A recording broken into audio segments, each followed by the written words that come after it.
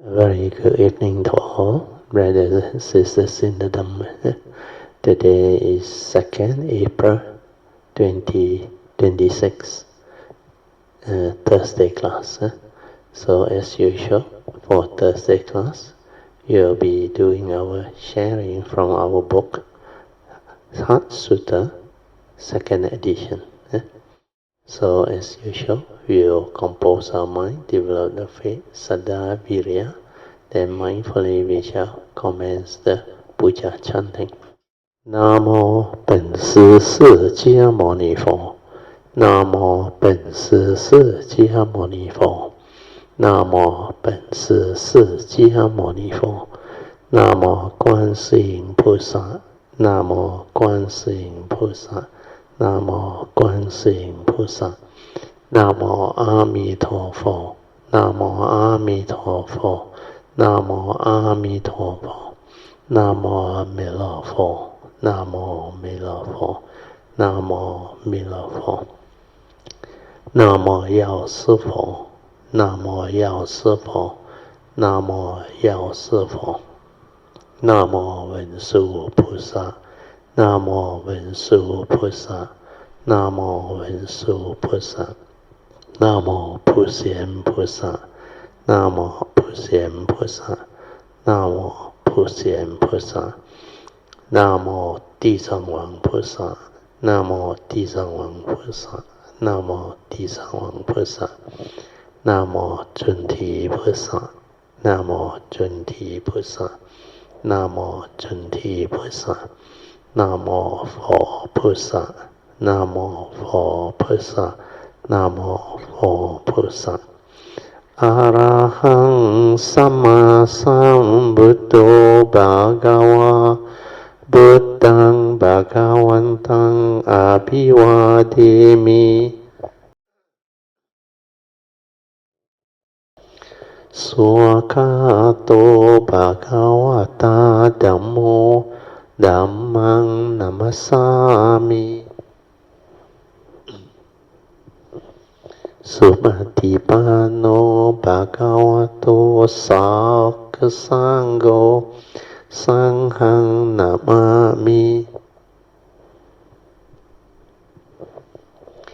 นะโมตัสสะภะคะวะโตอะระหะโตสัมมาสัมพุทธัสสะนะโมตัสสะภะคะวะโตอะระหะโตสัมมาสัมพุทธัสสะนะโมตัสสะภะคะวะโตอะระหะโตสัมมาสัมพุทธัสสะบุตตังสรณังกัจฉามิธัมมังสรณังกัจฉามิสังฆังสรณังกัจฉามิดุติยัมปิบุตตังสรณังกัจฉามิดุติยัมปิธัมมังสรณังกัจฉามิดุติยัมปิสังฆังสรณังกัจฉามิตติยัมปิบุตตังสรณังกัจฉามิตติยัมปิธัมมังสรณังกัจฉามิตติยัมปิสังฆังสรณังกัจฉามิปานาติปาตาเวรมณีสิกขาปดังสมาธิยามิอาดินาดานาเวรมณีสิกขาปดังสมาธิยามิกาเมสุมิจฉาจาระเวรมณีสิกขาปดังสมาธิยามิมุสาวาดาเวรมณีสิกขาปดังสมาธิยามิสุราเมรยามัจจาปมาดัฏฐานะเวรมณีสิกขาปดังสมาธิยามิสาธุสาธุสาธุ Okay, let's pay respect to Puja. Buddhang pujemi.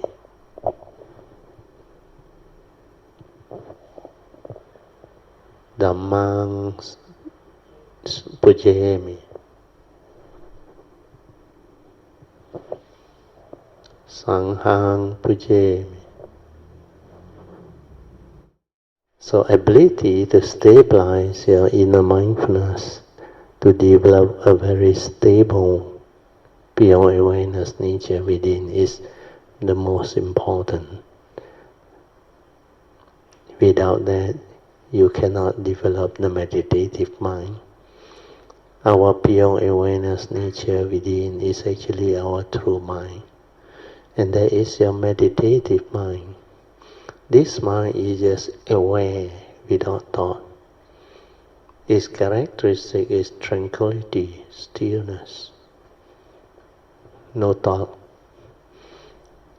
And the best way to develop it, the easiest way is to follow the four support. But because most people are used to methods and techniques of meditation or development of a skillful means to anchor the mind, to train the mind to be mindful, to be aware. So if you are familiar with those training, you are free to use it. There is no harm provided you understand. And ultimately, is to train your mind to be aware, then stabilize it to be ever mindful. Then when it's ever mindful, use it to meditate. Then you will develop what the Buddha called heedfulness. So heedfulness is as defined clearly by Lord Buddha as Dhammapada verse 23, where the Buddha emphasizes the constantly meditative and ever mindful, they will realize the supreme born-free Nibbana. So the moment you are heedful, you are home. So training the mind to be mindful and stabilize it to be ever mindful is the beginning of training the mind to be heedful. When you are heedful, you are ever mindful. You are with the true mind, the silent mind, your true mind, which is just tranquil, still. The mindfulness is like very stable. The free mind that is aware, without thought, has the stability. Most people can't develop it because they think a lot. Their mundane thinking is very active. They cannot train. So for our case, once we develop the understanding, we will train. And the easiest way to train is, like I say, use the four support. You just relax body and mind, completely relax. Don't try to know, don't try to do anything, just relax. Then the second support is maintain awareness. When you can relax body and mind, there is nothing to distract you, to disturb you. That's why relaxation is key, the first support. Then after that, you maintain awareness means don't try to know, don't try to do anything. You just maintain the mind that is just aware before the knowing, before the thought arises, before the aggregates of mind manifest. Just maintain that pure awareness within. Whatever arises is definitely from the sixth sense basis. Upon contact, consciousness will arise. So within that consciousness, before the content go in, it is your pure awareness nature. So the moment you are aware and you don't do anything, means you can maintain that pure awareness within. But most people can't, because the moment there is sense contact, consciousness arises, the perception, the thinking, the stirring, the manifestation of mundane thinking activity, they actually take place very fast. That's why the proliferation of thinking, thought, they are very rampant for normal Puja who are not trained, especially when they think a lot and become heedless. That's why when you are heedless, you cannot be heedful. That's why Dhammapada verse 21. Heedlessness is the path to the dead. The heedless are as if dead. Means you don't stand a chance spiritually. You are as if dead. No chance to develop the understanding towards realization of enlightenment. So it's very dangerous to be heedless. And who are the heedless? Those who are not mindful aware.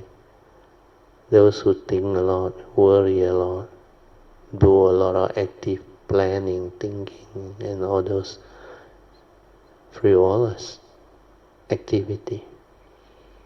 So to train the mind to be aware within is very different. It has its true intent and beautiful intent that will lead to the realization of the true mind, the meditative mind. So the first support is relaxed body and mind, and silent.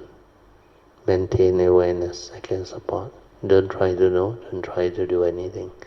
Where the knowing and the doing is always by the thought. And when thought is active, you cannot be mindful.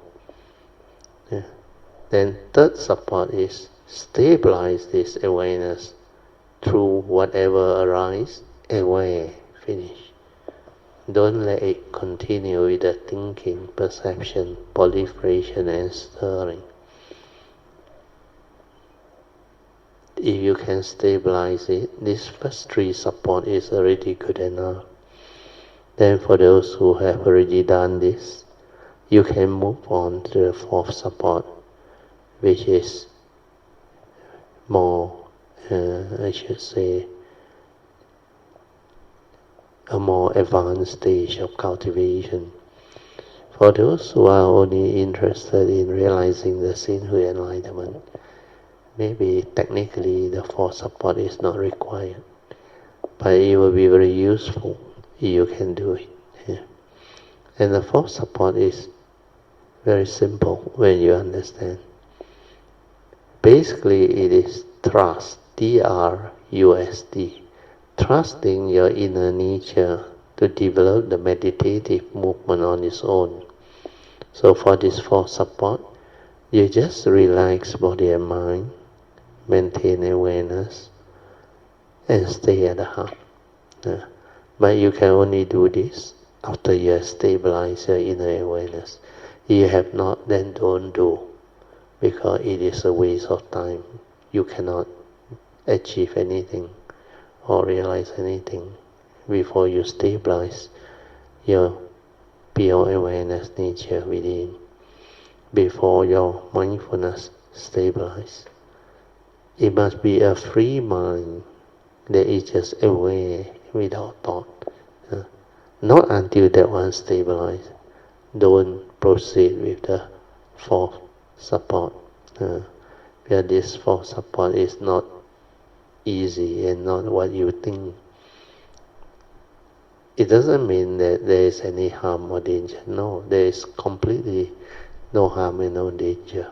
But if you have not stabilized your pure awareness nature, you are wasting your time if you do it, where you cannot achieve anything.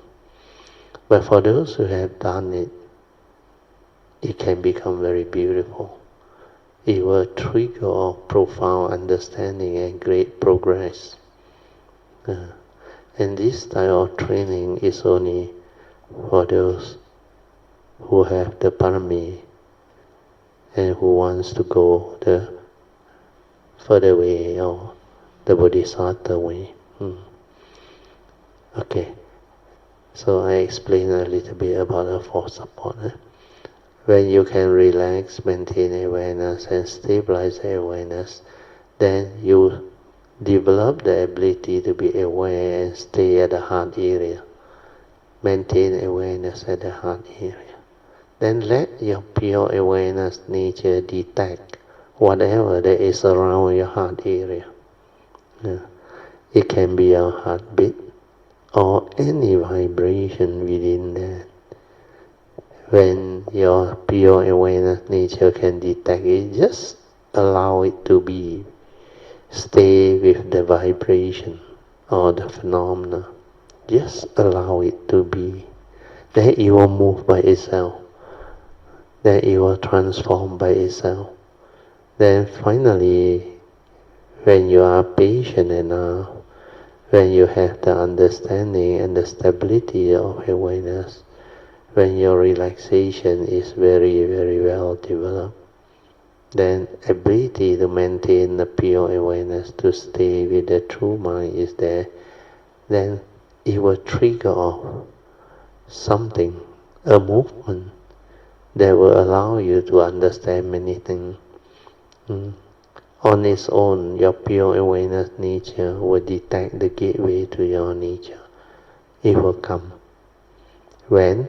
Depend on your understanding, your past cultivation, and your affinity with the Supreme Vehicle teaching. So once you do that, a lot of things will manifest. When you can locate the gateway to your nature, my nature will rejoice and sadhu you. In fact, Maha Sadhu, because it's not easy to develop it. But once you develop it, you progress very fast, you become very different.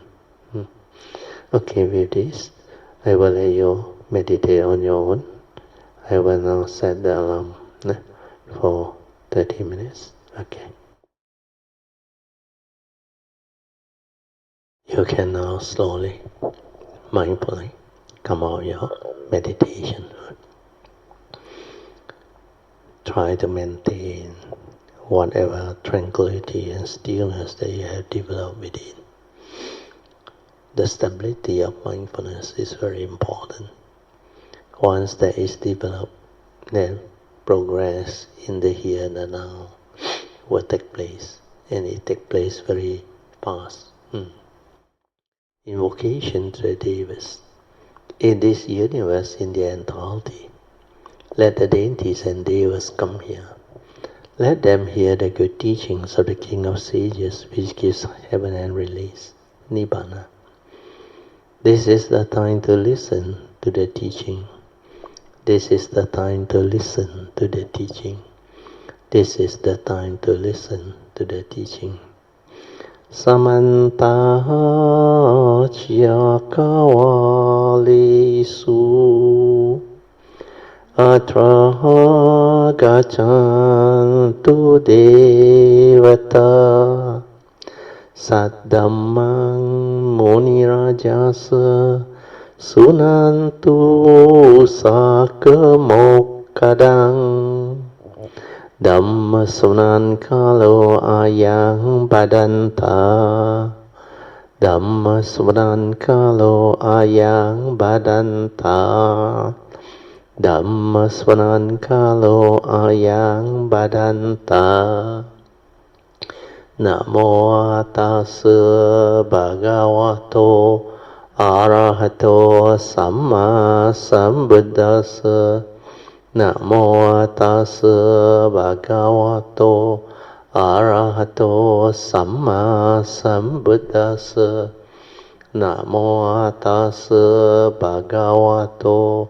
Arahato Samma Sambuddhassa Iti peso bhagava arahang samma sambuddho Vijja charana sampanno sugato kavidu anuttaro purisa dhamma sarati satta deva manusanang Buddho Bhagavati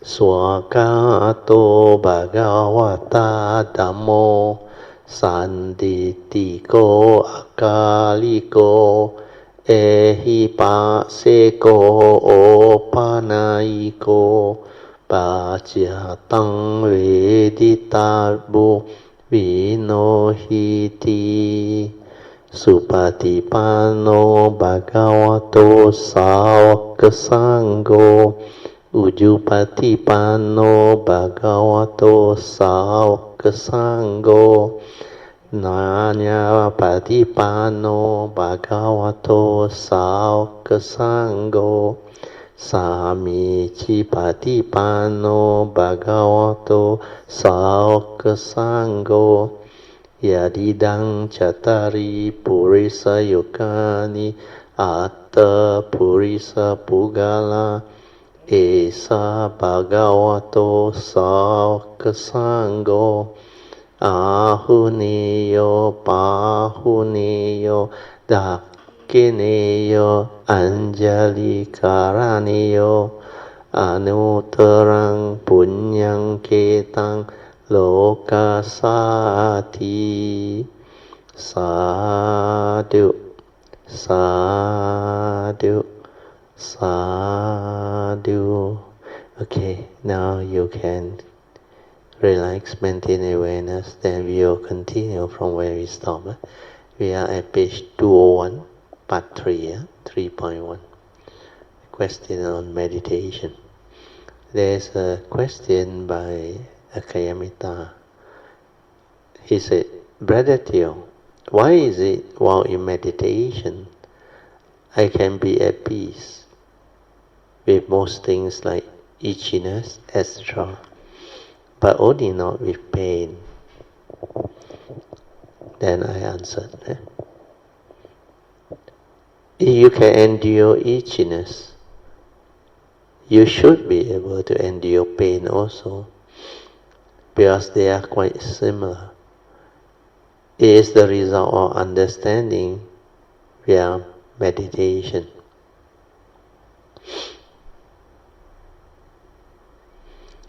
Not being at peace with pain could be due to your inability to relax into it via acceptance of what happened. That is your mind that has negative craving to push it away, or push away that so-called painful sensation. So there is this negative craving which is an aversion towards that sensation. And most people, after a long period of meditation, they find it very difficult to overcome pain. That's why that phobia, that aversion or their fear of that sensation has become very strong. So when that happens, then every time you are confronted with it, you cannot develop the understanding to overcome it. Then you will have this problem of having fear, that sensation which you call pain. So that painful sensation that you have labeled to be so is the one that trigger the what we call one of the 5 mental hindrances. We call it your like and dislike. Your dislike for that pain, which is what they call sensual desire and ill will. Ill will is the second of the 5 mental hindrances. So when you create that label, means you are creating mental hindrance, and that will hinder your mind from entering the meditative state of inner peace, inner calmness, and inner awareness. That's why when that sensation arises, it triggers the mental hindrance to hinder you from entering the meditative state. Means you have not developed the understanding of it, the wisdom to go through it. So to go through it It's not easy, but can be done. And in the early day, I actually went through it. Because when I determined to endure and sit through it with awareness, mindfulness, then I realized it flashes off and ceases. Then completely transform what happened. As after that, I had no more problem with so-called pain or sensation. But I realized it come about through non-acceptance. Whatever arises, like the Buddha said, there are causes and conditions behind. So I came to realize the trigger for this has a few reasons. One of them is, like I say, you label it as pain, painful feeling, hence arising the ill will, the negative craving. Then this become a hindrance. And the other factor is not able to come to a acceptance of what arises. Like the Buddha say, whatever arises, there are causes and conditions behind. When the causes and conditions are already set, this thing will arise. This type of emotion or sensation will arise. But if you don't label it, if you are able to accept that reality and be with it silent, then you don't create mental hindrance. So when you don't create mental hindrance, your mindfulness and awareness can be with that sensation. What happens when there is no mental hindrance? Means there is nothing to hinder your mind from entering the meditative state of sati. So what happens is sati takes over instead of mental hindrance. Then when sati takes over, I realize it can help you overcome or endure that thing. Then if you are patient enough, finally it will flash through. And the flashing through is to let you understand that you are not relaxed enough. You don't have the ability to relax deep into it. That's why it triggers off the constriction of flow of chi at the place where this so-called pain trigger. And because of that, you need the meditative understanding to actually allow it to flash through. And when it flashed through, I realized that area which trigger of the pain, which is at my leg area and the contact with the floor, that part relaxes and the chi flow through naturally. Then my mind was full of clarity. It's like a flash of light, very bright, went through my mind. Then that so-called sensation, or the one that normal people label as intense pain, just flashes through, and no more. Then I was full of joy, so amazed with the mindfulness and awareness and the clarity. Then I want to find out. I went down with the mindfulness to check. Then I realized there was no constriction, nothing. Completely relaxed. And the chi flow through. Then I checked with amazement. How come like that? Then after that, pain is no longer an issue, no longer a trigger. Then I was able to sit through and endure for a long period of time. Then I can just relax into it, maintain awareness, and allow the chi to flow. And when mindfulness takes over, that so-called sensation of pain is gone. Even itchiness is gone. Everything is gone. Because that one comes from the mundane aggregate of feeling. And when feeling has become pure feeling, it settles down into pure awareness. That's why when you understand, all this will disappear. Then you can overcome pain. Then since then I have got no issue with sitting and all those things. Anyway, I just read on, then you will understand better. It is the result of understanding via meditation. Means if you can endure itchiness, you should be able to endure pain also, but they are quite similar.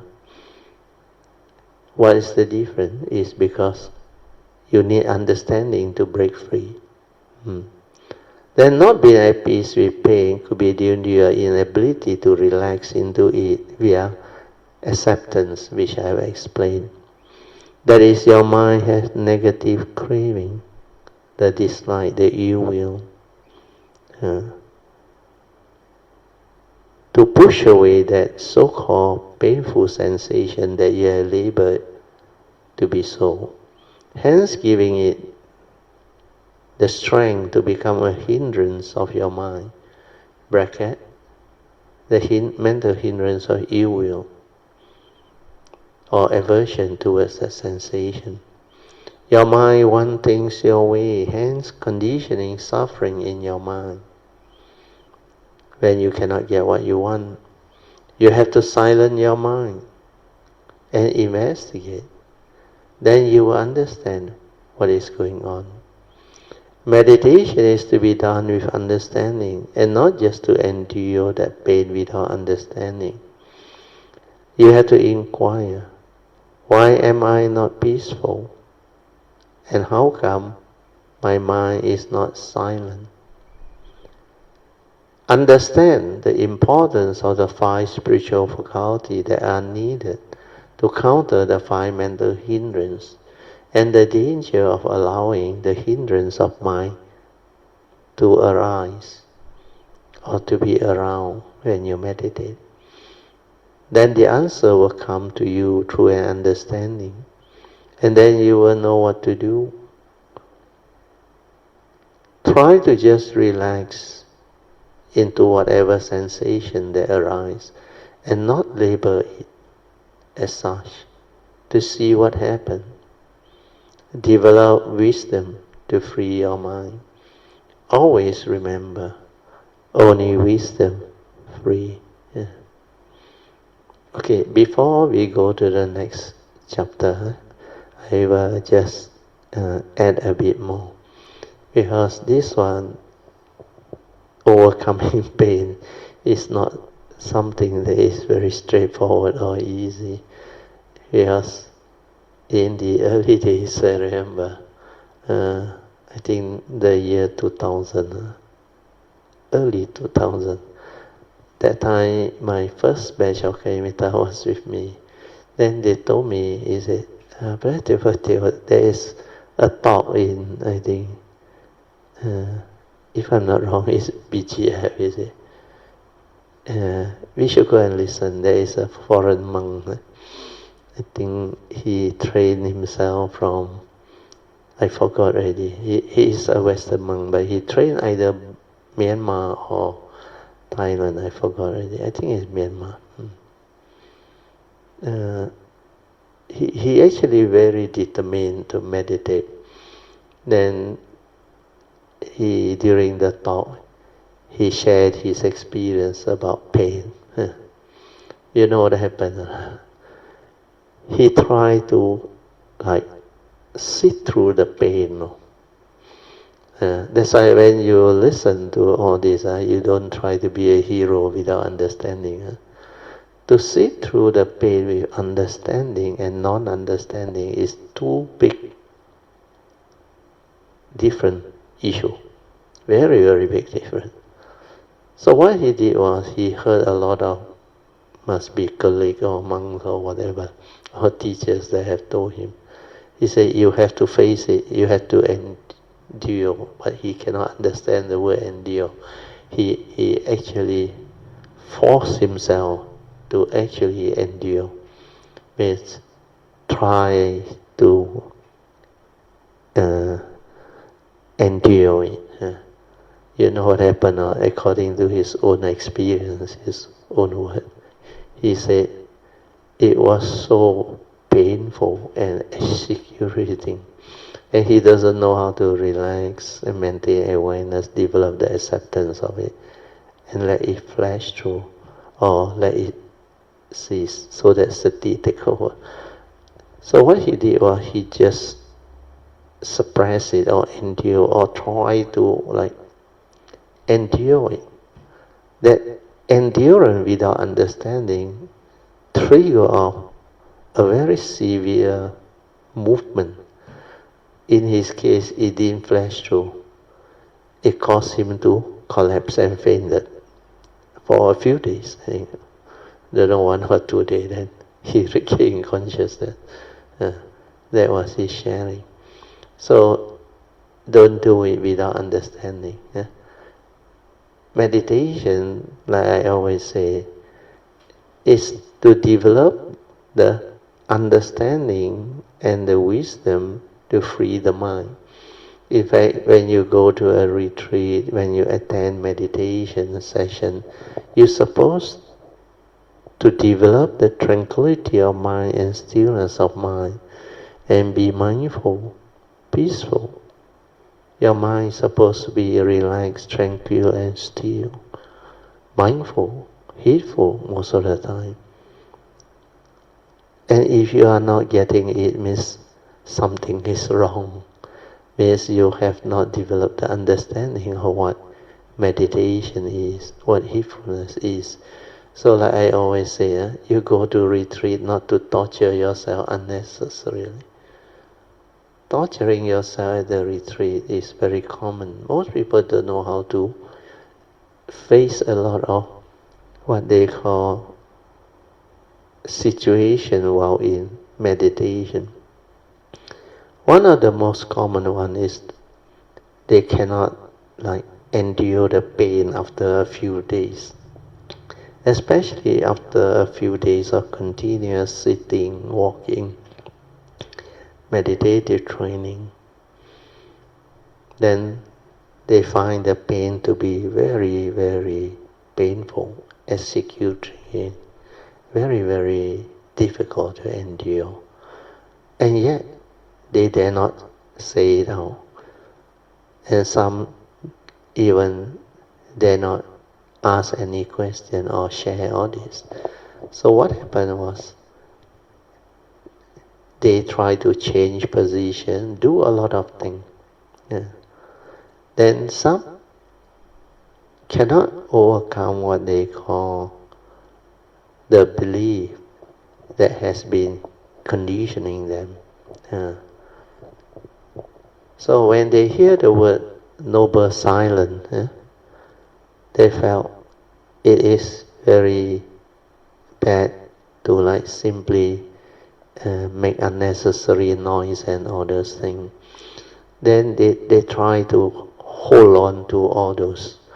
They yan.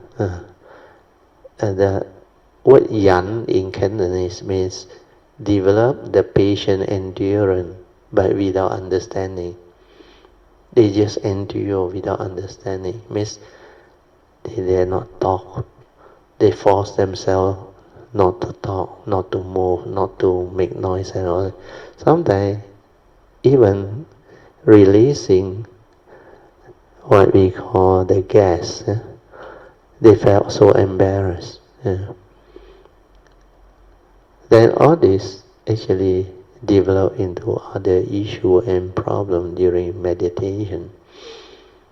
Then they dare not report things that are not commonly heard or shared by fellow retreat yogi and others things, or what they have read in the book. So all this are what they call lack of understanding that surface and trigger of all this.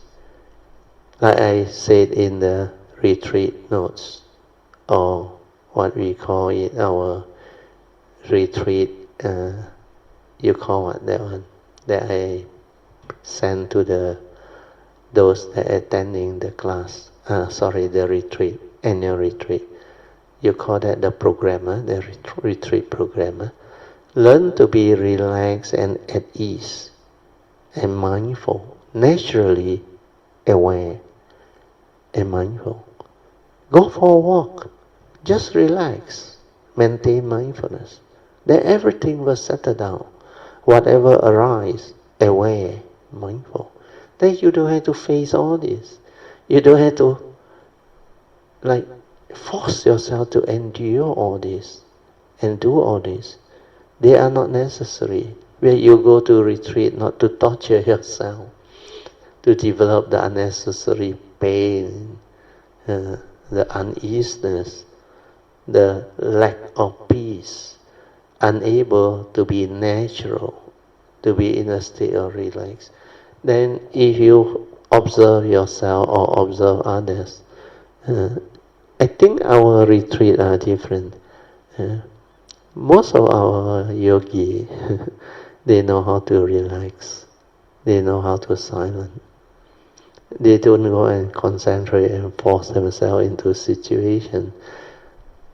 If you go to other retreat, most of the time you look around, everybody is like dead serious. Their face is very tense. They are not relaxed at all. And you can sense they are not natural. They are not peaceful. They are not happy. But of course, once a while you can witness certain yogi who have the radiant face, especially those who do metta and those who know how to develop the awareness within, the mindfulness and all those things. Yeah. But mindfulness also need to be understood. It has to be very natural. Not the one that is like, I don't know what word to use. They say it's like, somebody used this word, like a zombie. You know what is a zombie, you know? Means everything you slow down until, like very artificial, you walk also very slow. Then do everything also like very unnatural. But you have to understand, mindfulness is something that you can develop and stabilize and be natural. It can lead you into life. And as we live life, we understand that a lot of things we do in life are very fast, very spontaneous. And all this movement and activity demand heedfulness if you are a true meditator or cultivator. If you have to slow down everything, I tell you, you will get into trouble. You become like the odd one out.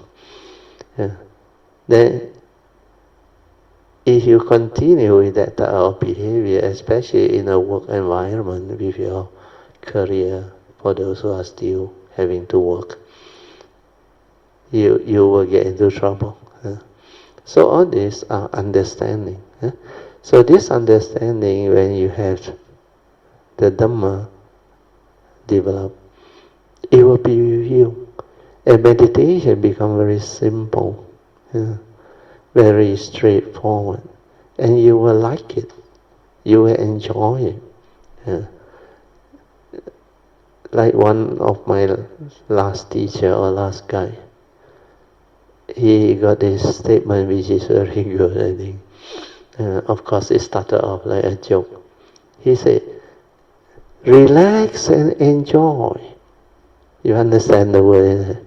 Relax and enjoy. But to enjoy, you must know the next three support. Means relax into every mind state that arises. Then maintain awareness. Then stabilize it. Then you enjoy the meditation. Your mind becomes very quiet, very still. Your mind will enter sati. You will realize your true mind, which is characterized by tranquility and stillness. clarity, and joy, pity. And there's a lot of what they call understanding arising from this mind state. And this is what mindfulness is all about. When you stabilize it, it can help you develop the meditative wisdom and understanding. It can allow you to insight in the phenomena, to awaken to the three universal characteristics of anicca, dukkha, and anatta. It can also allow you to see things as they are within that silence, within that tranquility and stillness. When there is no thought, you are just aware. Aware means attentive. And that movement can trigger of understanding, can give rise to clear comprehension and understanding of what is going on within life, within existence. And you can see clearly how your mind stir, react, and create all those movements. Then you can come to understand that all these are dependent, originating, condition arising, causal phenomena. Even your fear, your pain, your so-called sensation and emotion, even tranquility, stillness, and sometimes phobia, insecurity, or whatever mind state that arise, they are not intrinsic within your nature. They are dependent, originating. Before they arise, there was none. Where your true mind has none of all this. Just like the Heart Sutra. In true emptiness, all the so-called conditioned worlds, Dhamma, everything, they don't exist. So to see this, you need the silent mind. The stability of pure awareness, mindfulness. That's why nowadays I share it differently. Where by now you should be able to understand the beauty of mindfulness, the power of mindfulness, and how it can transform and allow you to develop all this understanding. Where this understanding are not theoretical normal understanding. This understanding arises through your own cultivation. That's why the Buddha said, this is pacetang. This type of Dhamma is pacetang, can only be realized by the wise, each for themselves. That's why you have to have the faith, the patience, then the sincerity to cultivate. Then you persevere. Then sooner or later, you will develop the understanding and you will progress. And when you have that understanding, you progress very fast. That's why you will not be like normal people. Wow, keep on trying to find out when can I progress, when can I develop the understanding, or when can the enlightenment experience arise in me. Please don't crave. You crave like that, the thought is active. You can never do it. It can never arise. But if you are patient, just allow things to be and do what you have to do. Then through understanding, all this will unfold. The moment you are heedful, all this can happen. So develop the understanding is more important. Then follow this understanding to cultivate. Okay? Today's sharing is very good. You must listen to it again and again. Even the starting part before the meditation, the instruction on the four support is different, it's very good. Then when it comes to the sharing, especially this part on that question, to develop the meditative understanding, is very beautiful. And I have actually tried to share this before, but most of you are not ready last time. That's why I didn't explain it in such clarity. But today I think the condition is there. And most of you are already good enough to develop the understanding. That's why all this can arise. Then you listen to it attentively with mindfulness and awareness. Then you realize all these pointers are very beautiful understanding, and it can trigger awakening, and it makes you very different. After that, you become very different. It's just like the last Tuesday after Song shared his experience, and I explained why he can go through it, because he has developed it.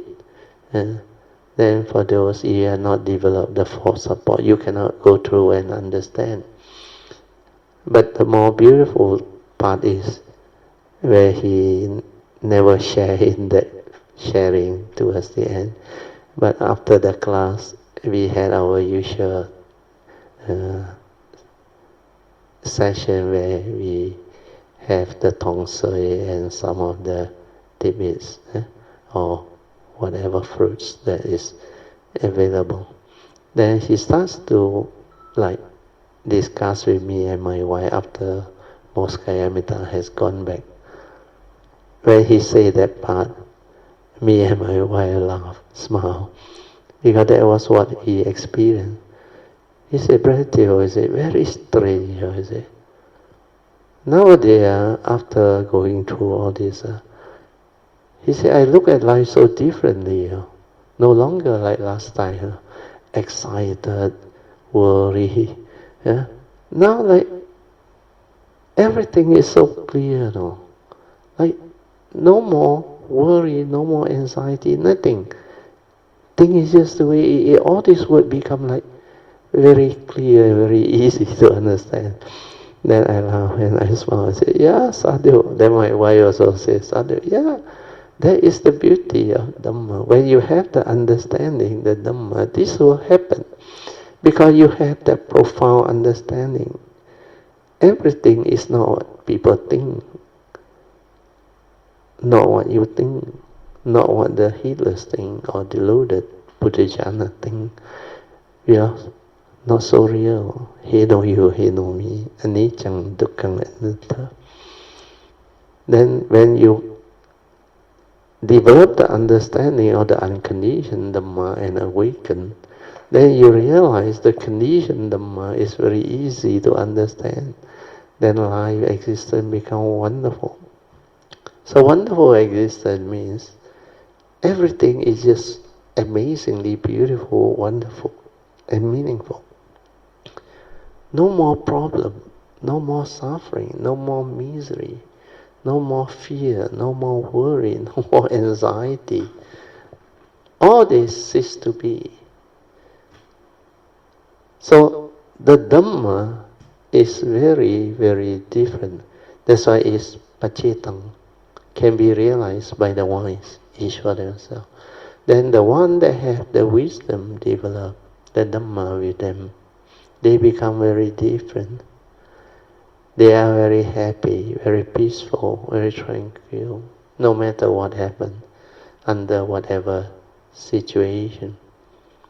They will understand the world is the world. People are just the way they are. Conditioned like that, things will be like that. Cannot be otherwise. Then he know you, he know me. Every living being is just a form of mind manifesting, dependent originating, condition arising. The phenomenal world of consciousness, like a great magician creating all this illusion. Without wisdom, you get entangled, you get afflicted. With wisdom, you see the flow, everything. Like in his own word, Song mentions it. Everything is only yin and fa, means condition arising, flow of phenomena.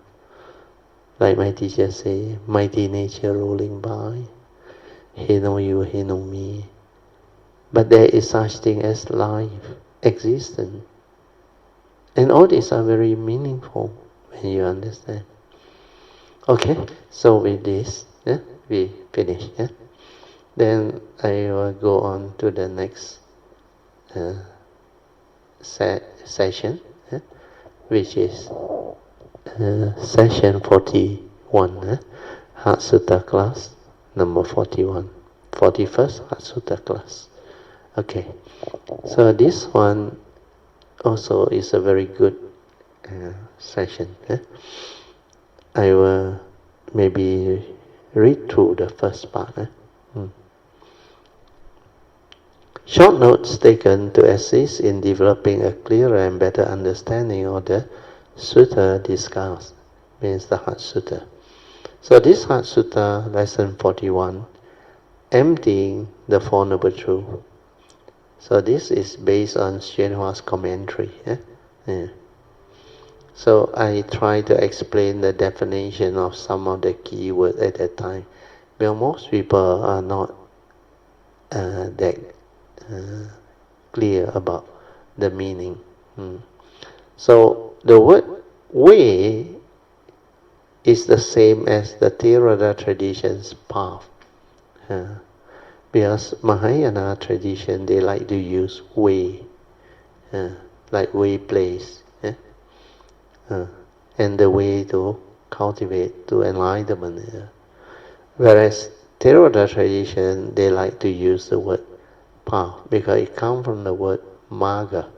Marga is path, and friction is pala. Marga pala. Then Theravada tradition use the word cessation of form and mind, whereas Mahayana, they like extinction. Their Four Noble Truths, they use ku ji, mie dao. Ku is suffering, same, dukkha. But the second Noble Truth, they use a different word. They use the word ji, is accumulation. Whereas the Theravada tradition is samudaya, cause of arising of suffering. Then Mia is the third Noble Truth. Mia is actually, they translate as extinction. It ceases, it completely ceases, extinct, no more, cease. Then we use the word cessation, so that's the only difference. Then the 7 factors of enlightenment. Satta Bhujanga in Pali. So this one are very important factors of enlightenment. Of course, you all also heard about the Theravada tradition. Sometimes they put the word 37 factors of enlightenment. The 37 factors of enlightenment are the full range of enlightenment factors. But the main core enlightenment factor related to meditation is actually only these 7. Of course, the other are supportive. Like the spiritual faculty, they appear 2 times.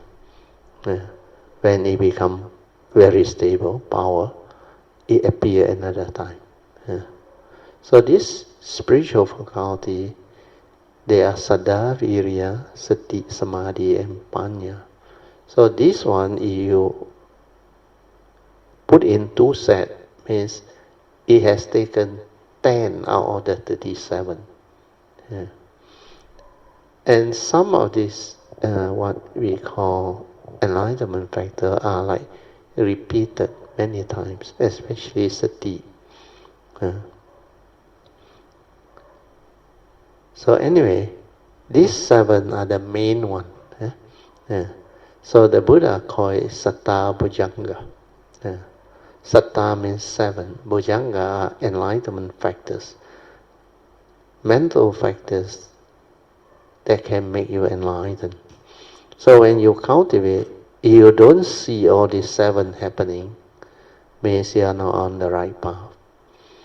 That's why it's very easy for you to find out or investigate whether you are on the right path or not. If the factors of enlightenment that can trigger off enlightenment also not there, then definitely you are not on the right path. That's why in the Avijja Sutta, where the Buddha described the enlightenment cycle or sequence, the 10 steps to realize enlightenment. Step 9 is where the 7 factors of enlightenment are. So he said, after you cultivate step 8, which is the 4 foundation of mindfulness, then these 7 factors of enlightenment keep on arising. So when you see this arising, then you know you're on the right path. That's why step 10 is the enlightenment state,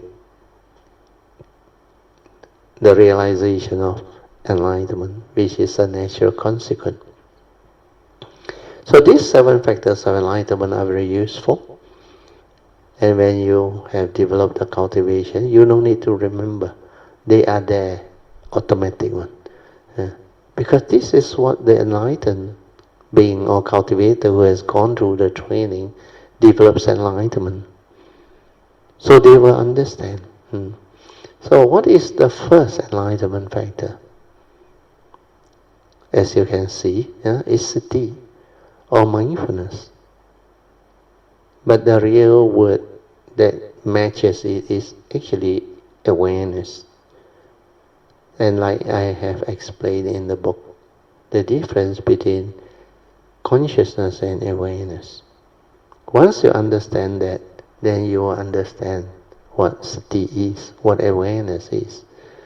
Like I always define, sati is an awareness before the knowing, before the arising of thought, the aggregates of mind. It's just that pure awareness nature within. So when you have sati, that is the first enlightenment factor. Like I always explain, without sati, you cannot be heedful. Without sati or mindfulness, you cannot stabilize it to be ever mindful. Then if you are not ever mindful, you cannot use it to meditate, to develop heedfulness. And like most books will tell you, for sati is life. Without sati, you are like heedless. Where those who don't have sati, they become heedless, they think a lot. And those who have sati, they become heedful, hardly any thought. Heedfulness is the path to the deathless. The heedful never die, whereas the heedless are as if dead. So all these are clearly taught by the Buddha, shared by the Buddha. So to start, we need sati. That's why awareness-based meditation is to train yourself to have sati, then stabilize it to be ever mindful. So this pure awareness nature, your ability to develop it is very important. When you can develop the stability of mindfulness within, or awareness within, without thought, that is the beginning of understanding Dhamma. The real meditative training just started. Before you are mindful, aware, you cannot understand Dhamma. The Dhamma is not thought-based. Dhamma is awareness-based. It is beyond thought, beyond mind. You have to develop sati.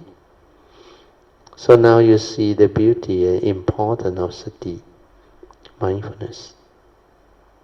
Without mindfulness, you will end up studying all the theory. And this theoretical Dhamma will not help you.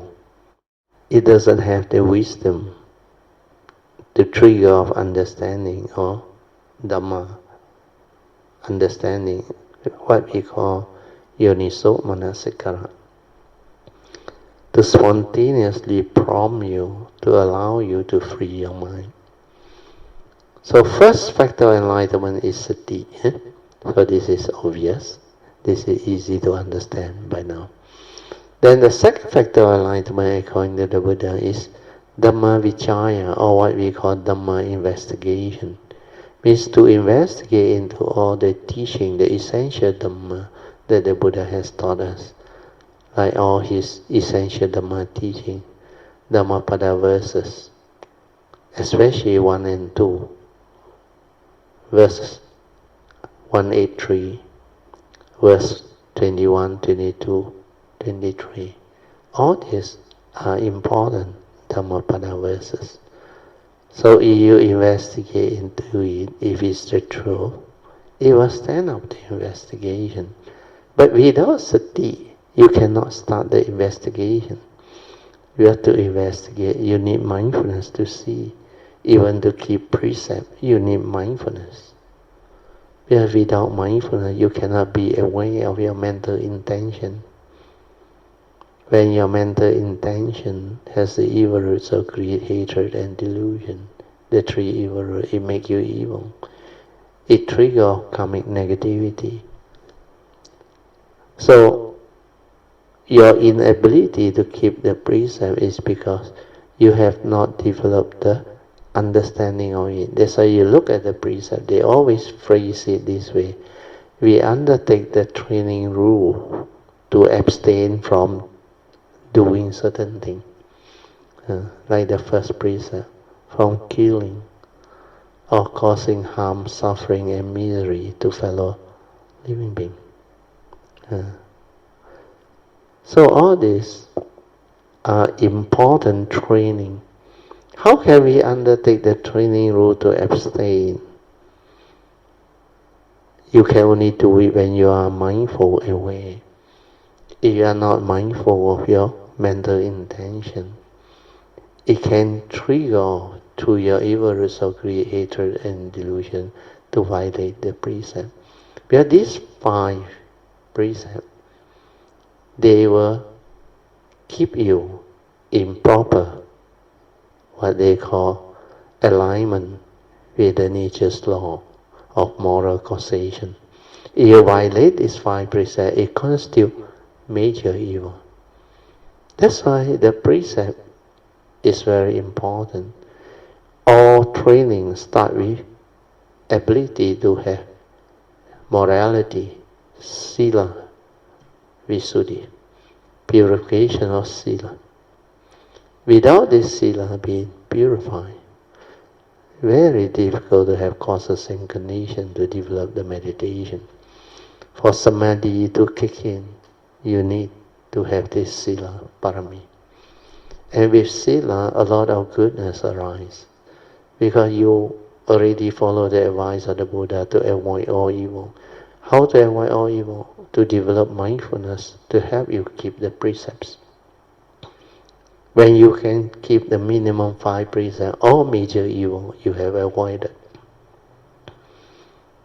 Then the second advice is to cultivate wholesomeness, goodness, virtue.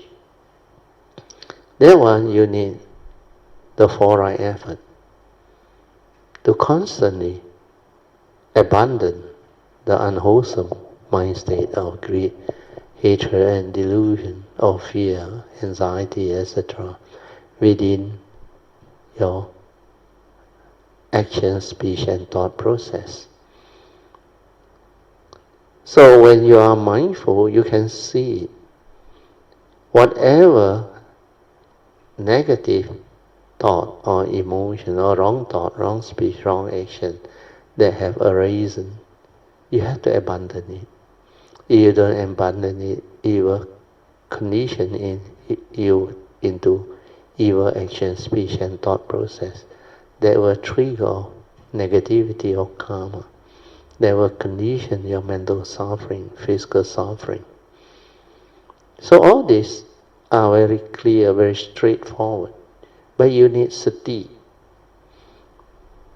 Then the second right effort is to prevent the arising of this wrong thought, wrong action, and wrong speech.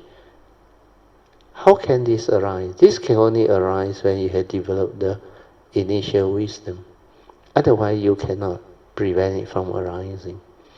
when you see the danger of all this, the negativity that it creates, the karmic entanglement, and the repercussion, or we call the friction, the danger of its friction, then you will determine to abandon it. Then after you have sufficient understanding to abandon it and develop the understanding of it, of the danger of arising all this, then the second, what they call right effort, to prevent it from understanding and from arising, become automatic. At the moment of sense experience, it can never arise already. Like what Alicia shared with you after the depression for 16 years, then when he learned the Dhamma, the mindfulness, he started to see all those negativity of mind state, the fear, the anxiety, the aversion, the dislike. So all these are negative mind state. Then the selfishness and other things, the dislike, the aversion, the habitual tendency, the wrong view. Then when he starts to see the understanding, like Yoniso Manasikara, trigger spontaneously, enough, he said, you have tormented me long enough. Then straight away it subsides. No need to do anything. It's like the right effort to prevent it from arising. You only need to do it if you don't have the wisdom. But if you have the initial wisdom, it subsides by itself. That's why the training is very important. Then of course the third right effort is what doing good is all about. The right effort to cultivate all the virtue, the wholesome action, speech and thought process that are still not in you. That right effort is about cultivating wholesomeness, virtue, goodness, wherever there is condition for you to do. Even rejoicing, the 10 meritorious action, keeping your precept is meritorious, doing dana parami, generosity, is what they call meritorious. Then meditating is also meritorious action. Then rejoicing, sharing merit, transfer merit, providing service. All these are meritorious action. So there are many ways to cultivate wholesomeness. Then develop contentment is also a good virtue. Then reverence, respect to elders, pay respect to the worthy ones, to those who are worthy of respect. Then respect towards your parents, those who are worthy of respect. All this, they can bring forth a lot of wholesomeness. So that's why reverential salutation to great beings, to Triple Gem, to your teacher, your parents, they are beautiful practices. Especially during the New Year time. You should thank your parents. Pay respect to your parents, for they give you life. They care for you. They sacrifice for you. They provide for you. That type of love from parents, very difficult to arise. They can just sacrifice for their own child. That is love, true love, without selfishness. So all this are the embodiment of the cultivation. Then when you have developed it, you will understand the beauty of it. When your virtue shine forth, your sila shine forth, all your 10 meritorious action, parami shine forth. Then the other one is the what constitutes the highest blessing. They call what? There's a sutta, I forgot already. Mangala Sutta, the sutta on blessing. English you should know, they chant a lot. All those blessings, you will have them. When you start to develop the cultivation, you will find that it's so beautiful, the Buddha's teaching. So all this, when you have the understanding, you realize all your cultivation and real life experience match with the Dhamma perfectly. I remember in the early days, I first time came across the Mangala Sutta. Yeah? I heard about the chanting and everything. Then I decided to read. Of course, there is this daily devotional practice by our late K. Dhammananda last night. The dark red color booklet. Oh, inside there got a very good translation. Then I go through the Mangala Sutta. I realize everything that is mentioned there I have. Then I realize, oh, that is what the teaching is all about. So beautiful. Yeah. So when you understand all this, you become different. And so you go back to the notes. So we finish the third right effort. Then the fourth right effort is to complement the cultivation. He said the fourth right effort is to refine upon all the goodness, wholesomeness that you have developed as cultivation. Means the perfection of it all. Then Dhamma Vichaya is very important. As you investigate into the Dhamma, when it continues to stand up to investigation, you will rejoice. You will have a lot of joy because you realize the teaching is so beautiful. That's why your faith becomes so strong. You got no more doubt, unshakable doubt. Unshakable faith, not doubt. No more doubt means your faith becomes unshakable. Your faith in the Buddha and his teaching, the triple gem, become unshakable. And during that time, very fast, you realize Sotapannaship, the first stage of sainthood. You will break through Sakkayaditthi very fast. Then your faith in the triple gem become unshakable. That is the result of Sati followed by Dhamma Vichaya. Okay, we stop here. Because it's about 9:48, coming to 49. We will have our 3 minutes of toilet break. Then after that, we come back. So this 7 factor of enlightenment, this time I will go in more detail, but we leave it for the next session. Okay. Now we open out for second session, which is meditation, reporting, followed by whatever Dhamma question that you have, you can ask, or you can also share on Dhamma in daily life based on your own cultivation experience and all these things. Brother, these 7 factors of enlightenment, maybe I want to share a little bit about this first. I read this sutta about the Bojjhanga Sata Parita. Bhujanga. It's called Bojjhanga Parita. Yeah. Parita is the chanting.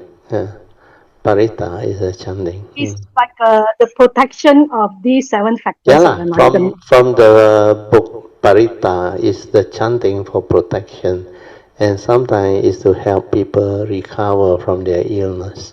During the Buddha's time, one of the disciples was very sick, but they are all enlightened disciples of the Buddha. So I think the Buddha advised them, you go there, chant the Satta Bhujanga. Then when they recited this, they realized it gives rise to the recollection of the cultivation.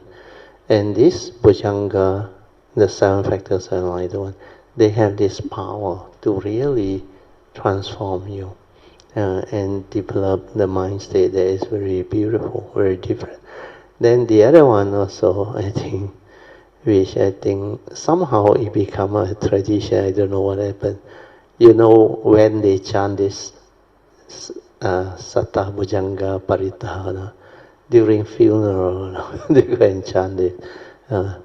Then they chant it forward and backward.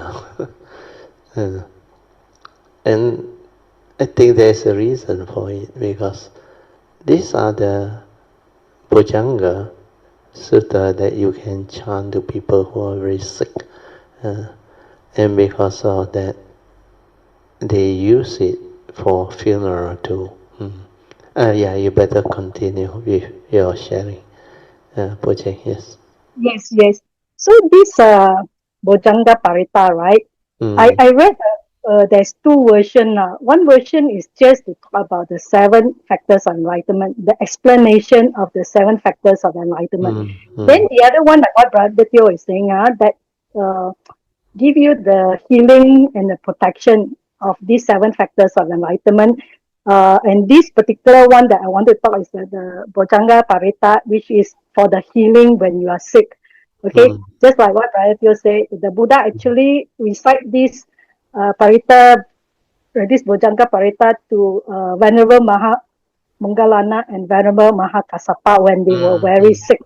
So Okay. after hearing this, they kind of like rejoice and Yeah, develop the joy, abandon. the deep joy. That Yes, is a recollection of what they have yes, gone through when they are developing the practice and cultivation. correct. Yeah. So my question is this, Brother Teo. You see, Uh, for cultivators of the way, they understand the seven factor of enlightenment and they yeah. can do recollection of the seven factor of Yeah, enlightenment. yeah, yeah. Therefore, they can be delighted and rejoice, and it heals their so-called sickness. Brother Teo. They Yeah, actually yeah, yeah. recover But from their illness. it's your mind state. It's your mind state. You see, So, even we all, I share this part first. mm, Otherwise I may forget. Even for we all Kanyamita, you will come to realize when we have our sharing, it could be any occasion, house dana or whatever, or even when we are on our free time, in between sometimes discussion or retreat, when we have our session finished already towards the end. Sometimes at the kitchen area, we may sit to have our drinks or whatever. For those who are on a precept, they don't eat solid food. Then we discuss. Then sometimes when the Dhamma become very interesting, especially our house dana made up and all those things, even the house dana that we had at many Kayamita's place, you can see the joy when we discuss the Dhamma, because it really brings forth the understanding and allow us to recollect all the beautiful Dhamma, the meaning of it and all things. Then like what Song shared the last Tuesday after the class when all the Kayamita went off, he felt so much joy, in having that ability to live that type of life, Then his mind state becomes so different. He said, "But nowadays so different. The way he look at life, the way he look at things, all different." Then he also share about that one, because the parami, he shared about his tenant. He has rented his unit in Bukit Jalil, I think apartment unit, to a tenant. And many years. Yeah. And surprisingly, recently the tenant say he wants to move out because I think must have bought his new home or what. Then he want to return to Brother Song. And Brother Song said he was so amazed when he went there to receive the key. You know what happened? He ran to him an empty unit. Then he went in to take over. Everything was so beautifully done now. The washing machine, the fridge, everything had gone off. The tenant leave it behind for him. And it looks so well kept. He feel like he can just move in. So he decided not to rent. he himself moving. Then it so happened it tied up with the condition that he got a niece who's coming down here, maybe Bukit Jalil area to work, and he need to share apartment or share they call it lodging. So it just fit in. The song say, yeah, you come, we stay. So that's how it happened. And everything like go his way, and there was so much joy. That's why sometimes it's not luck. People may say, wow, you're lucky. Actually, a lot of things that happen in life is not really due to luck. You need to have the parami and the merits and the understanding, otherwise all this cannot happen. So, what is more important is not only the satta bhujanga.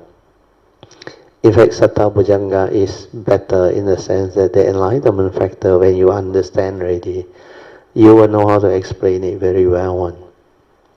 And all these are like linked, and you see the wisdom of the Buddha in actually setting out the satta bhujanga.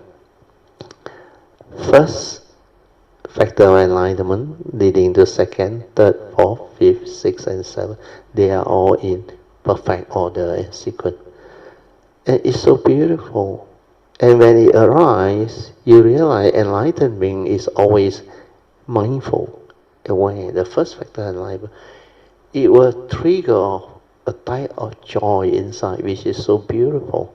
Then when we share the Dhamma also, even ordering Dhamma, not Satta Bhujanga, it can trigger off the faith, the joy, the understanding. Then all this can actually help out, especially Kayamita, in many ways, because it paves the way for understanding to unfold, for faith to arise, for what we call understanding to be shared. So all these are very important understanding. When you see all this, then you understand why during the Buddha's time he made use of all this. And he spoke a lot of sutta, discourse, giving a lot of example, essential Dhamma. And you may think he repeat. It's not repeat actually. His way of using all these skillful means in different way to explain, so that the cultivator of the way can actually benefit and learn from all this. So these are very important understanding. Okay, now I let you continue. Poh Cheng, Sadhu, Bharatio. Yes, we uh, cultivator of the ways, Dhamma brothers and sisters, right? That has already started with their cultivation with the Dhamma understanding. So by explaining to them, by sharing the Bhujanga Parita, there will be joy recollecting. But then you cannot share this kind of parita with non-cultivators, meaning people that don't cultivate at all. They just go to temple for Vesak Day, Kuan Yin Tan. So Definitely, they by cannot understand. by they cannot understand. So there is Yeah, no power or truth to yeah, let yeah. them be and That's why recollect. if you all may recall early on, I hinted to you in another maybe 3 to 5 years from now, when most of you have progressed to the level that we can just sit down and share. And during that time, we share very profound understanding of the Dhamma. Then all the words that come out, normal people cannot understand. But among Kayamitas who have progressed and developed there is so much joy. There is so much like fun. I use the word fun in the sense that it's so beautiful, understand? But this is the rhyme of understanding that normal people cannot understand. This one is the rhyme of understanding of not only the Arya, the enlightened noble ones, but advanced cultivator who take the Bodhisattva way. then only this style of teaching can manifest. This style of understanding can manifest. Then the time when we talk, different. Just like my last guy, he made appointment with me after so many years. He know I'm leaving him. He gets somebody to organize and use the entire bungalow. Nobody in the house, only the two of us. Uh, we actually talked for almost 4 hours. And he used this sentence, Theo, actually in this universe, the two of us enough, is it? And only other people. All this can just come out from the heart of that. Because the understanding is so different. Those who have done the gateway is so different. So these are beautiful sharing. Sadhu to you, Poh Cheng, for bringing all this up, creating all the condition. Yeah, you continue. Yeah. Yeah, because this Bojanga Parita, I actually had the opportunity to do to listen to the chanting during Vesak Day. Mm. So I look at the English translation, the meaning of it, right? So Mm. it tells me that if you are a cultivator of the way, you actually develop understanding. You benefit a lot, Yeah, yeah, from the yeah, Buddha's. yeah, yeah. Yeah, Because you the benefit a lot. enlightenment factor are very beautiful. Yes, yes. So if you are non-cultivators, you don't get a chance to understand to develop the cultivation, Yeah, yeah, and yeah. and therefore you don't benefit as much, or maybe you don't benefit at all, Yeah, they Uh, cannot understand how to yes, yes, benefit. yes, Yeah, correct, it's way beyond them. Even yes, correct, sati, they cannot understand. And not yes, only Dhamma practitioner, you must have cultivator that has developed some form of progress. Otherwise, they cannot understand. Because the seven factor of enlightenment is not easy. Not easy. Especially sati, most of them cannot comprehend, cannot develop it. Yeah. Then Dhamma Vichaya, also very few people know how to use sati to investigate Dhamma. Then the third one is Virya. Virya actually is born of Dhamma Vichaya after you have developed the what they call investigation, that is stand out to investigation. Your faith become very strong. It drives you to cultivate. That is how Virya arises. Then when Virya arises, you will experience piti. Your mind develop more stability of mindfulness and awareness. Then it develop what they call piti. Then from piti, you will normally go through sukhang. But sukhang is not an enlightenment factor, so don't get trapped there. Experience it and let it pass. Then after that, the mind must settle down and enter sati for you to realize the fifth enlightenment factor of pasati. Pasati is tranquility of mind, stillness of mind, your true mind. That one, most people don't understand. Even cultivator, very few understand. Yeah. But when you understand that paucity, you will progress and you will become very different. Then you will understand what samadhi is. Samadhi is the sixth enlightenment factor after paucity. When paucity stabilizes and the mind becomes unwavering, collected, that is paucity. Sorry, that is samadhi.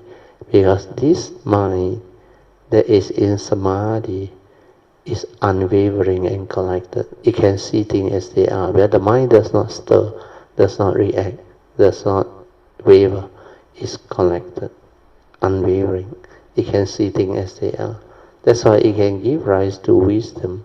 And the wisdom transforms the mind to have the equanimity, means the mind become equanimous.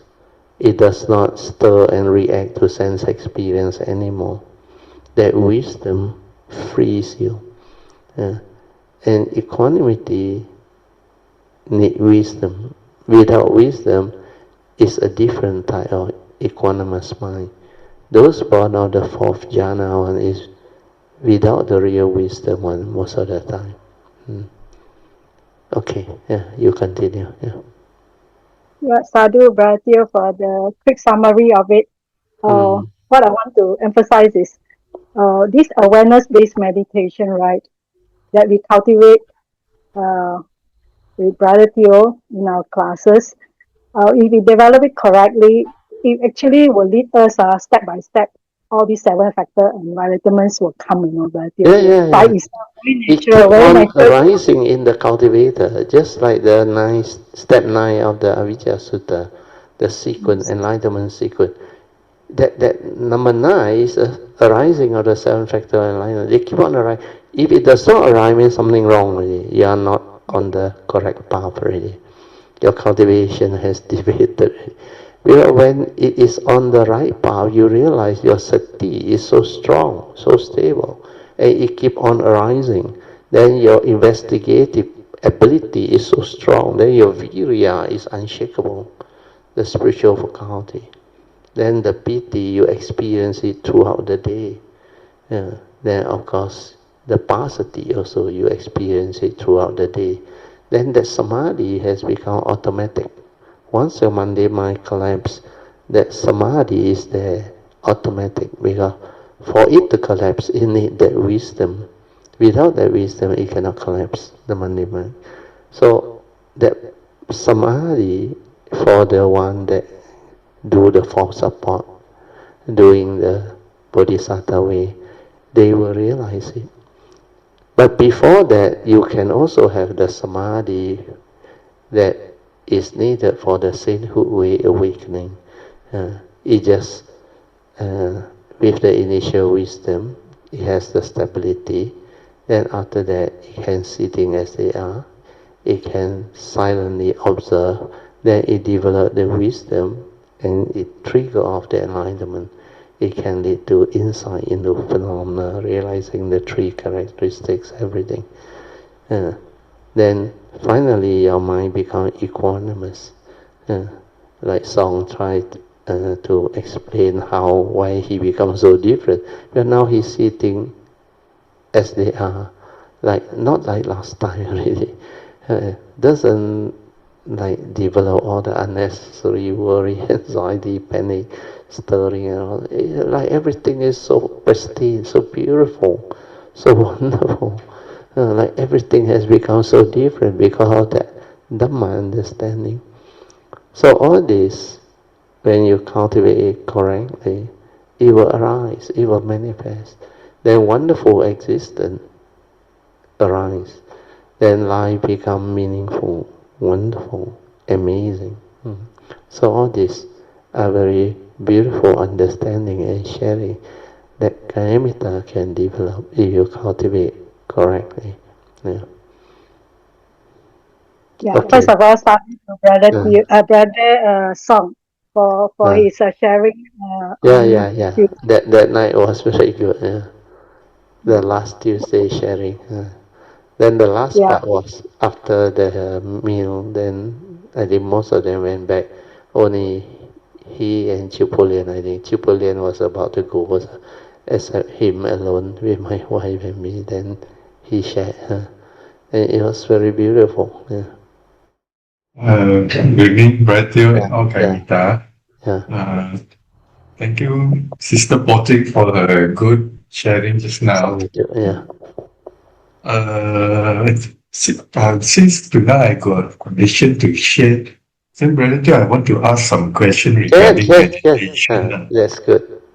If during meditation Mm. I have something different. Actually, I think of two incidents. Ah. When during meditation, I feel Mm. something. I open my eyes, like stop my meditation. Ah. Uh, should I or just continue or just No, or after open you my open eyes? your eye, what happened? Okay, maybe I say the detail. One time during meditation, Ah. I my at the back of my throat suddenly I feel pulsing. Then Ah. I can smell some this sandalwood smell. Ah. Sadhu. Very After good. that, it's at the back of my throat. They pulse around 10 times. Then after that, I open my eyes. I like, somehow I like fear to continue it. Yeah. Okay.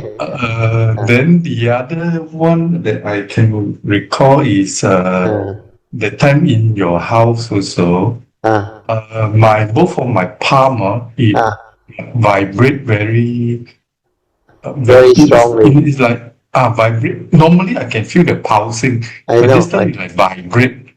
Yeah, very And then strong. in front, yeah, it vibrate very strong. Then my eyes, I can see like something moving. It's like Sadhu. hurricane like that. It Yeah, turning. yeah, yeah, yeah. So I also open my eyes. I like stop the Never mind. In meditation. that condition, you have to open your eye. You just open your eye. But next time I teach you, you just rejoice and relax into it. The moment you relax into it, then the movement become beautiful. Otherwise, like what will happen, because this is the first time you are experiencing it. So it will happen on, because sometimes behind the mind, there is this lingering fear.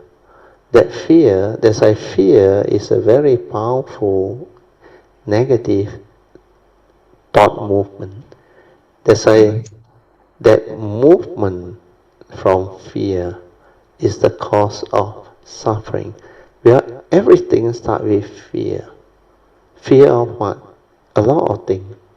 First Noble Truth reality, fear of separation, fear of losing your job, or fear of losing something, or fear of something important not happening. And others can trigger fear.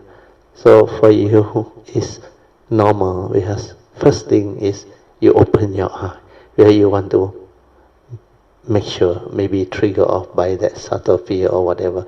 But these are common reaction when you are new to meditation, cultivation. So don't worry, just let it arise. That the advice is very important.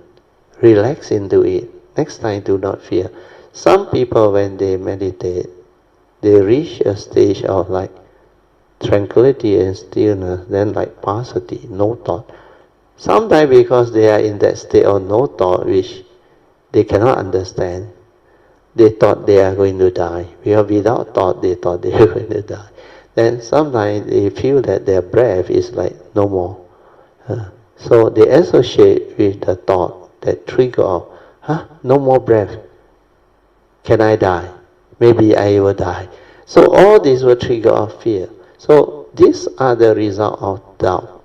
Not able to develop the what they call faith, the saddha, to allow the cultivator to settle down. Saddha means what? The faith in the Buddha and his teaching. When you have enough understanding, this faith become very different. It become like ballast, power. And with this faith, nothing can actually make that movement. All this movement is a result of lack of faith, lack of understanding. So when you have the understanding, the faith become unshakable, and all this will not arise. Then you will develop the joy. Well, he know you, he know me, and all these are mind state manifestation. They arise and they pass away. But what you experience is good. Actually, the incense, the sandalwood smell, it could be sometimes these devas or what, when they are around, you feel them on, you smell them on. But normally it's very fragrant on, very, very fragrant on, very strong. And it can happen in way places where we develop the cultivation and all these things. And when they come, the fragrance is very strong. Actually, you should rejoice. But for you to open your eye, no problem, Chan. Don't worry. Then not only your this one, there are people who report to me in the early days meditation. They say they cannot close their eye. They close their eye, they either fall asleep or they have a lot of thought inside there. So they prefer to open their eye. Then only they can like develop more meditative attention. It's up to you, whichever that is suitable, favorable. You can use it. But for most people, if you know how to relax, maintain awareness, it's good to close your eye because less distraction, understand? When you open your eye, any movement or whatever, it can trigger off distraction. So to close your eye is to cut off the senses of seeing consciousness. And the one that can trigger off like interference with the meditation by the sense experience is like no more, cut off. So when you close your eye, it has these benefits, but depend. Not everybody is like that. Some they close their eye, they become worse one. They have some karmic thing behind. So when they close their eye, they get into trouble. Or sometimes you give wrong instruction to people, you cause people to have this type of karmic issue.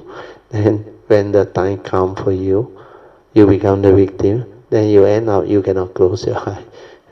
So a lot of this possibility, but don't worry. Whether close your eye or open your eye, it's up to you, and you will learn on your own. You will develop the understanding. Yeah, finally, when all your understanding dawn upon you, you become different. Then that transformation make you very different. That's why that transformation is what the Buddha meant by pacetang. This Dhamma, which is the wisdom born of Dhamma practice and training, they can only be realized by the wise, each for themselves. So it will arise. It will arise. Yeah. Okay? So don't worry. Okay. Yeah? Okay. Because I didn't happen frequently, so yeah, I don't don't worry. know how to react. Yeah. Most of the time it will come in many forms. Like your case is what you described, which is very good. Luckily you asked. It's normal. Other people experience it differently. In the early year when I was teaching, I have a lot of live classes. Last time, all my Thursday class is meditation on. Then I normally teach outside people. Then I went to Champaka. I went to one Uttama Buddhist society, I think, Babsa. Then many other places that invite me. Then even at Sri An's house also, that time, Thursday class also. Then even among Kayamitas and retreat and all these things. So all this, when they ask question, you will come across some who got problem with the eye closed and they want to open the eye. And their question always, Brother, should I meditate with my eye open? I say it's up to you, whatever that suits you. That's why Dhamma investigation is to find out. When you find out, you have the understanding, then all this is no more a question, no more an issue. So initially, new cultivator, new meditator, you tend to have a lot of questions, which is normal, which is very good. So don't worry. Continue to develop the understanding. Yeah, Chan. Thank you very much, Brother, for your explanation. No problem. You are most welcome. Anything else? I think that's all That's all. for tonight. Okay. Another 5 minutes. Anybody want to come in? Brother, good evening. Alicia, Sadhu. Brother 好久也没有在 class 做分享了。对。趁这个5分钟，可以，好啊。讲一点点啦哈。可以，他的 experience，I mean， for Brother Chan 已经很好的 progress， 很好的 progress， 你打入他，对，这一切我们都已经经过了，一定要经过的。对，我记得我去水岸家 meditate 那个时候，那时候我去 Brother class 不久，然后我就 meditate，then after that 有 breathing 哦，like Brother 讲的有 breathing。然后我就快点去摸我的那个 beads 在手那边，对，我还在不在 ？You know what I mean？ 对，because that fear trigger off。So 就 Brother 就跟我讲，that's the correct one 啊。是的。当下我其实也不明白，但是现在听 Brother 分享，然后我就 recall，everyone has to go through that，then 你就会慢慢。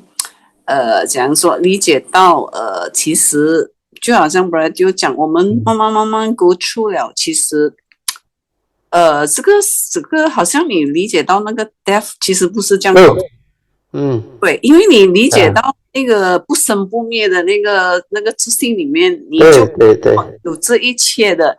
但是我想讲的是，我在 Brother 学习这么多年，我就没有试过想很多那种怕啊什么什么这样子对，就是怎样讲 have 那个 faith 一直做这样子，然后它慢慢的 progress and then 就好像 Brother 就讲当你已经 touch 到了，你就好像technically 你不需要做什么东西，对，你什么都不用做，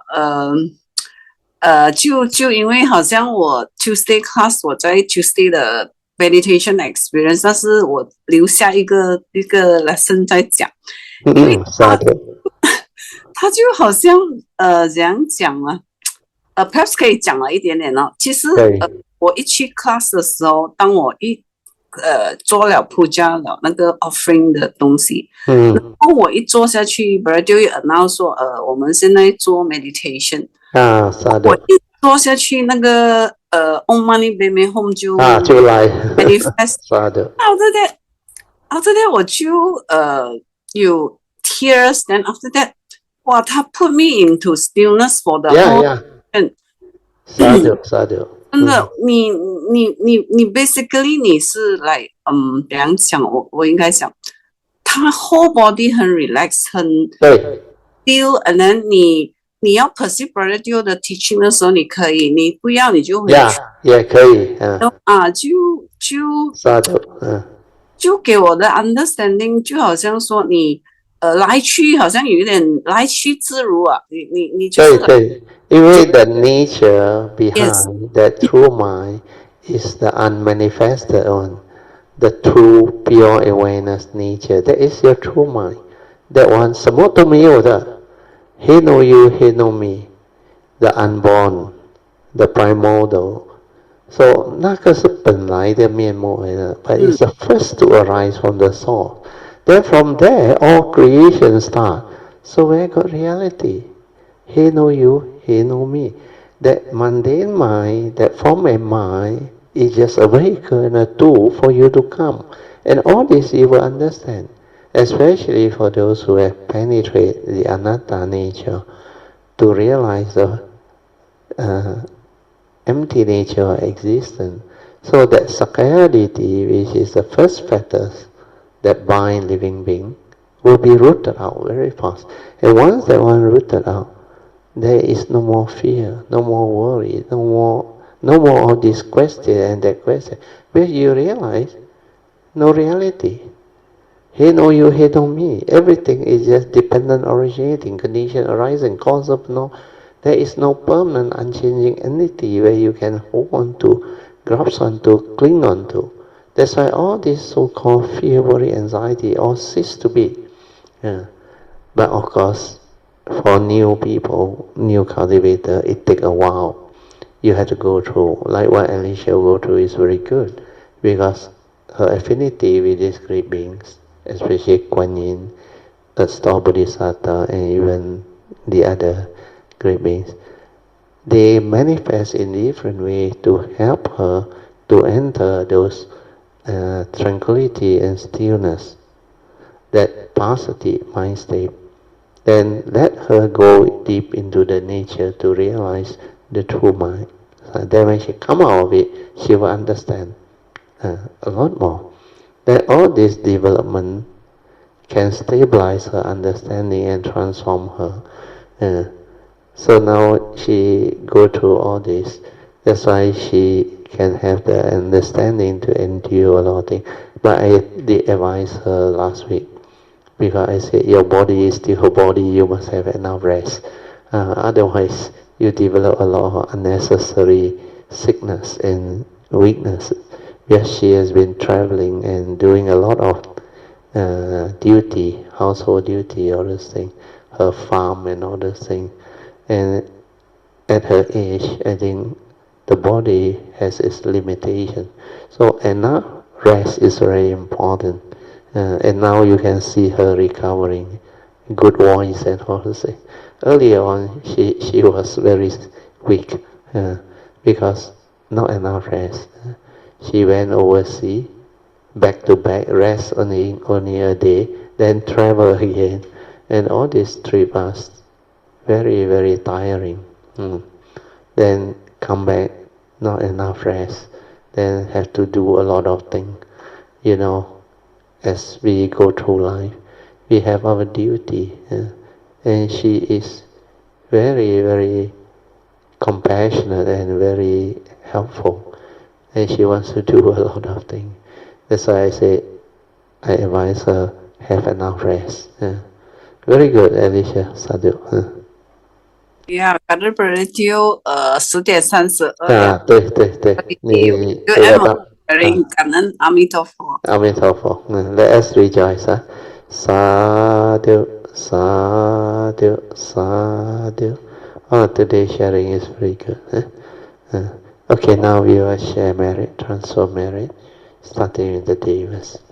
Akasata cha bhumata devanaga mahindika punyang tang anumodito chirang vakantu loka sasana itta vata jamehi sampadan punya sampadan sabbe deva anumodantu sabba sampati siddhya idang me nyatinang hotu sukita hontu nyatayo idang me nyatinang hotu sukita hontu nyatayo idang me nyatinang hotu sukita hontu nyatayo devo asatu kalena sasa sampati hetu cha fito bhavatu loko cha raja bhavatu dhammiko imina punyang kamina mami bala samagamo satang samagamo hotu yawa nivana patiya sadhu sadhu sadhu. Okay, you can now pay respect mindfully the Lord Buddha. Then and all the worthy ones, then we will end. Sadhu, sadhu, sadhu.